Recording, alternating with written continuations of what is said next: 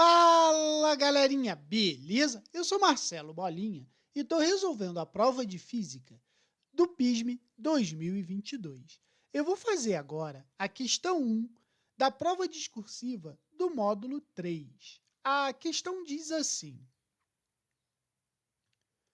o desenho abaixo representa uma parte de um circuito elétrico composto por alguns elementos e um fio condutor não flexível na posição horizontal Y, de comprimento L, que é capaz de se movimentar ao longo de hastes que se deslocam na posição vertical, direção Z.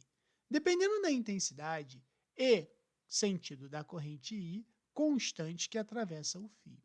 Um objeto de peso P pendurado pode ficar em repouso ou então se movimentar para cima ou para baixo ao longo das hastes. Existe um campo magnético B em toda a região por onde o fio pode se deslocar e tem direção X e sentido negativo de acordo com o sistema de eixos abaixo. Considere o seguinte sistema dos eixos, onde Z está no plano da folha e apontando para cima, o eixo Y está no plano da folha e apontando para a direita, e o eixo X está saindo da folha e apontando para quem lê. Beleza. A letra A pergunta assim: qual o sentido convencional da corrente capaz de manter em repouso o objeto de peso P?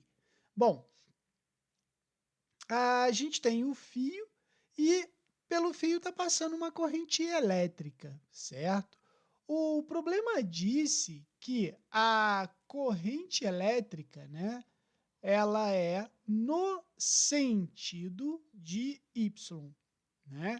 Então, o que que acontece? Se a gente for analisar a figura, a corrente elétrica ela está passando nesse sentido aqui, certo? E como é que a gente sabe isso? Bola é pelo campo, né? Olha só, pela regra da mão direita, o dedo do joinha vai apontar para o sentido da corrente, certo? E quando você pega esse condutor, você vai notar que os outros dedos eles vão representar o campo, né? Como o campo aqui está entrando na folha de papel, a corrente está para cá.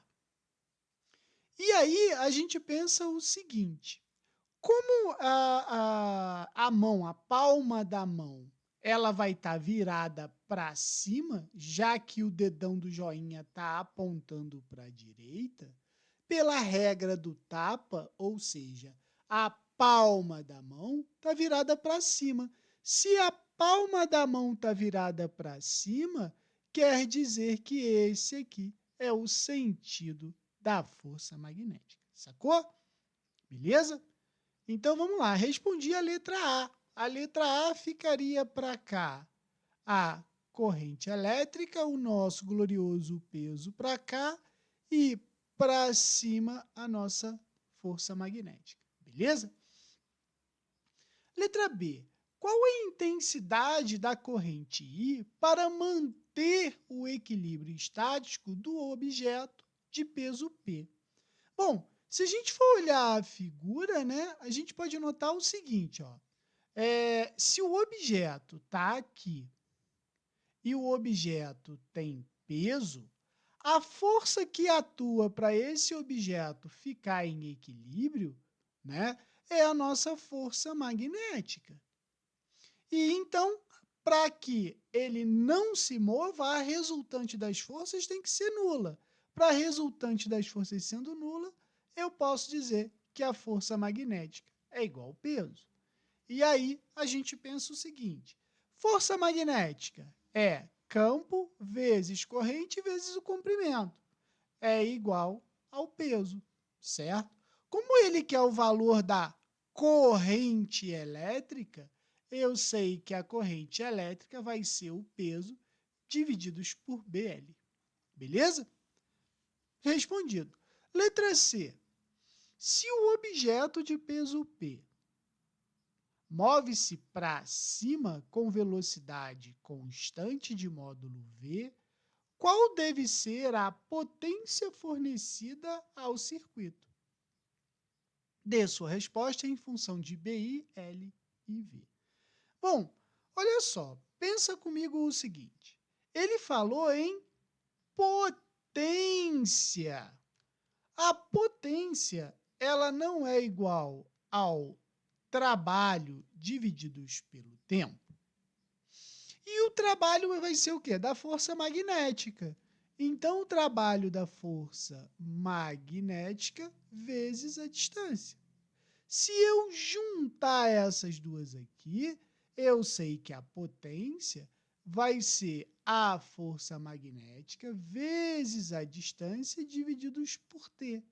E aí, ele não falou de velocidade? Olha a velocidade aqui, ó, velocidade na distância sobre tempo. Então, eu posso dizer que a potência vai ser a força magnética vezes a velocidade. Só que ele quer em função de B, I, L e V. Então, a gente não sabe que a força magnética é o nosso Bill. Então, substituindo aqui, eu sei que a potência vai ser o Bill vezes a velocidade. Respondido a letra C. Beleza? Qualquer dúvida, deixe nos comentários que eu te respondo.